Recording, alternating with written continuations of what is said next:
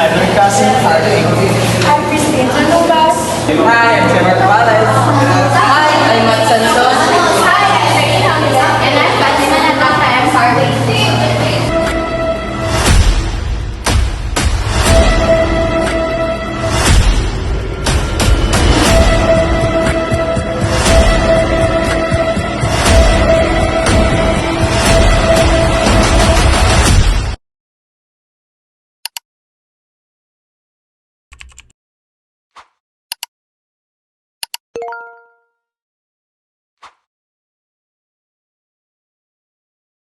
As a proficient talent assessor, I have developed my skill through a combination of education experience and a strong commitment to the field. By consistently focusing on these aspects, I have been able to develop my skill as a proficient talent assessor and provide accurate and valuable insights to help them make informed decisions, self-assessments, and reflection, regularly evaluating my own performance. Identifying areas for improvement and setting goals for growth has been essential in my development as a talent assessor. In addition, developing the skills by joining the training, practicing every single skill beginning from observing how proper the skill should be done, practicing posture, adapting balance, and improving flexibility. During the selection process for clients, we carefully picked participants who demonstrated not only willingness and commitment to the training program, but also a strong desire to acquire knowledge and continue learning throughout the training sessions. It was important to ensure that the individuals chosen were genuinely dedicated to the process and passionate about expanding their skills and understanding through active participation in the sessions. In searching of clients in our training program, we are looking for someone who have the courage to learn what is Pencak Silat. In selecting, the participants should have no idea when it comes to the standards or totally no background about Pencak Silat. In order for us to gather enough participants, each of us is tasked to look for 2 or more clients. We reach out directly and through various messaging platforms to our friends, acquaintances, and peers. We personally asked them and sent messages inquiring about their interest in joining the program. Moreover, to ensure enough number of participants, we extended our search by approaching other colleges and departments. This way, we successfully gathered enough participants, and for them to be motivated to attend the training, we've agreed to provide some snacks after every session. We came up with the kind of assessment tool in order for us to be able to effectively facilitate or assess the trainees before, during, and after the training program. In creating it, first, we note all the possible correct standards of each skills. Then, we made a draft showing the objectives, standards, and tables which will be used to assess the capabilities and improvements of the trainees. The next step was, we got to consult the assessment papers to Coach Suharto Asdal, a Mindanao representative of Pencak Silat, and with little discussions, we were able to alter some parts in the paper. After correcting some errors, we proceed to let Ma'am Arlene Nucol, our BPED 110 advisor, check our assessment papers for revisions. At last, we were able to revise and finalize the papers. Shown in the screen are the tables of the assessment of each skills. The assessment of straight punch, uppercut, hook punch, front kick, and 45-degree kick. For the punches, we emphasize the trajectory and the execution of punch, as well as for the kickings, trajectory and execution of the kick matters as well.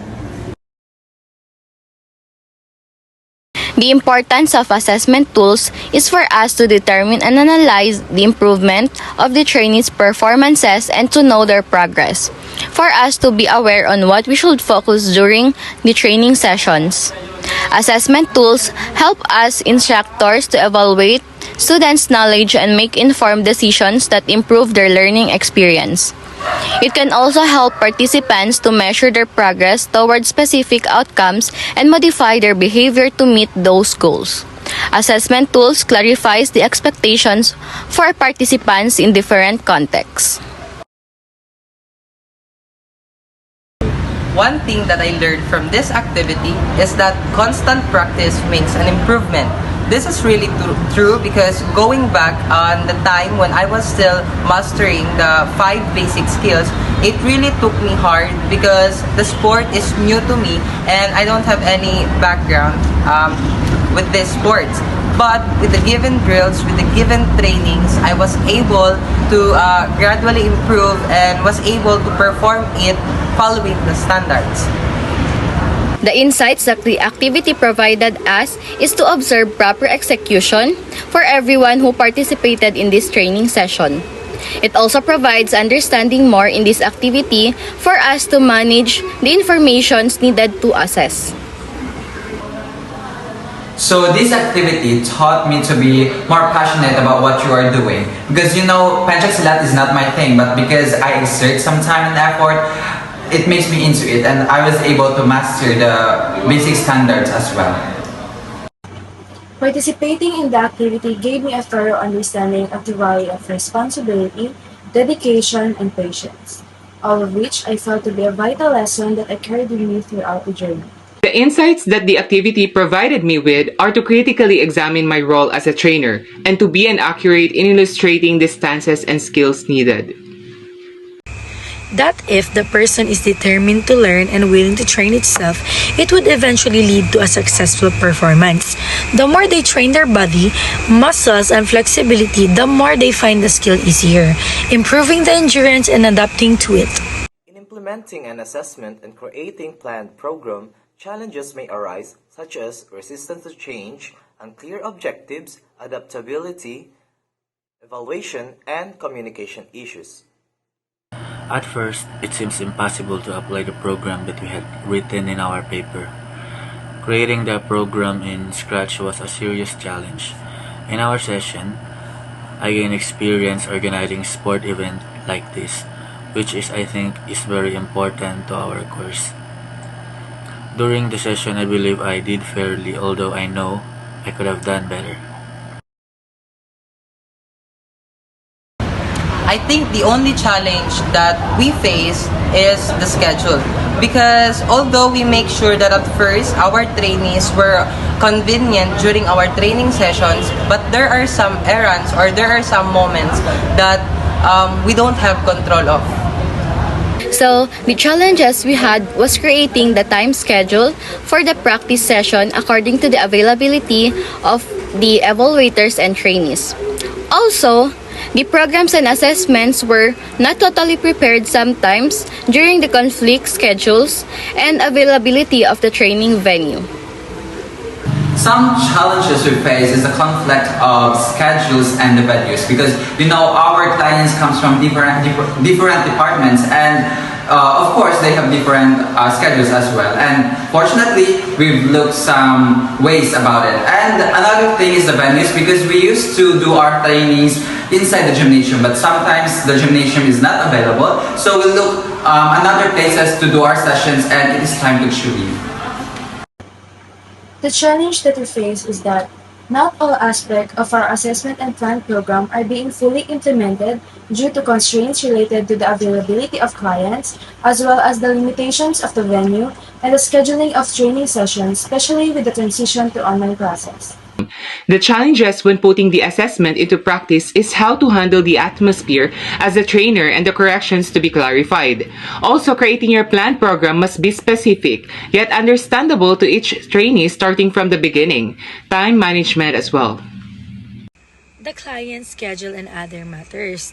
Whenever we had our training session, some of the clients are not around due to some matter, and it somehow affects our planned program. Some of the clients who skips most of the training results to unfamiliar skills and lacks posture, endurance, and flexibility. So we have to extend our patience and time to teach them and train them again how to be more flexible, to have more endurance, and have body posture in doing these skills. In implementing an assessment and creating planned program, challenges may arise such as resistance to change, unclear objectives, adaptability, evaluation, and communication issues. The main challenge was the session itself. We needed to teach them well and according to plan, which is a little bit difficult. Another problem is the schedule. There have been a lot of alterations in the class schedules, event, and etc. Getting our clients to train every session is crucial for their skill acquisition.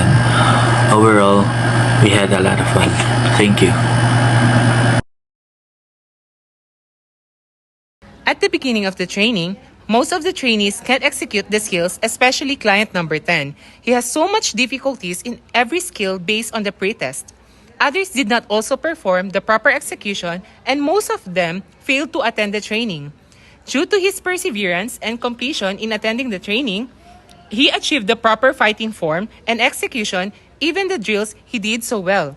Also, others improved too. Notable changes that really improve are in terms of flexibility. Before, a lot of them did not have a good posture, especially their torso is not upright. But at the end of the training, they developed the right posture. Strength. They have weak punching while doing the straight punch at the beginning. Afterwards, they exerted much force in the punching skills. And endurance. During the right back stance, most of them did not make it properly, but after several trainings, they did the proper fighting form, especially in this part.